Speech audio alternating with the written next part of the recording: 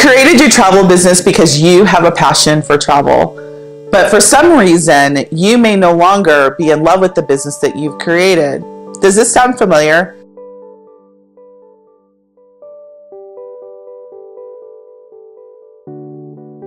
My name is Sundey Gardner, your online travel boss, and all throughout this month, I'm going to be delivering tips and tricks for you to fall back in love with your business. So let's talk about some of the things that we're going to be going over throughout the month.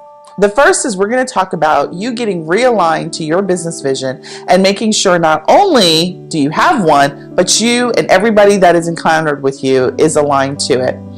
Number two, we're going to talk about when is it time for you to get resources? When do you need help? You should not be doing everything yourself.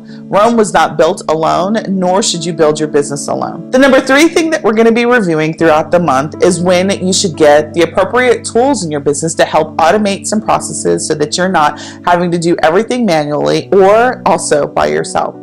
And then the last thing that we're going to do is we're going to wrap it all up and we're going to talk about what your mindset needs to be in order for you to run a business that you love every single day, just as you created it for.